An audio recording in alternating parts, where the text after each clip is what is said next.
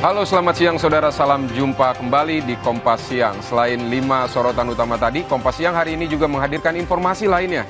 Selain mahalnya sayur mayur, cuaca ekstrim juga mengakibatkan naiknya harga ikan laut. Di Lampung, harga ikan laut naik Rp10.000 hingga Rp20.000 per kilogram. Simak juga informasi saudara aktivitas pembelajaran di SMPN 33 Banjarmasin yang kembali normal pasca dugaan keracunan program makan bergizi gratis. Sejumlah siswa yang sempat mengalami gejala sakit sudah kembali masuk sekolah, meski ada beberapa yang masih belum hadir.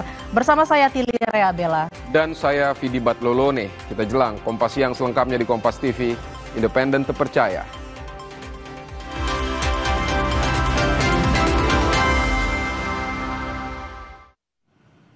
Kita ke informasi pertama di Kompas Siang, saudara. Diduga saling serobot antrian BBM di SPBU, 2 sopir angkutan desa di Kabupaten Banyuasin ditembak pengendara lain. Akibatnya 1 sopir tewas dan 1 sopir lagi alami luka tembak.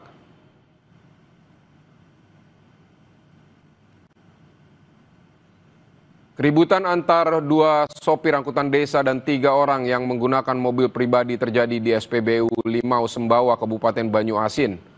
Warga sempat melerai, namun keributan kembali terjadi. Saat ribut, salah satu pengendara mobil pribadi menembak 2 sopir angkutan desa. Akibatnya salah satu sopir angkutan desa tewas dan 1 sopir alami luka serius. Keributan diduga dipicu saling serobot antrian BBM. Jenazah telah dibawa ke Rumah Sakit Bayangkara Polda Sumsel untuk diotopsi. Barang bukti senjata api telah diamankan polisi dan 3 pelaku penembakan terancam pidana hukuman mati. Data jenis pistol. Adapun motif penembakan yaitu terjadi emosi karena cekcok akibat dari selisih paham terkait dengan antrian ketika mengisi BBM.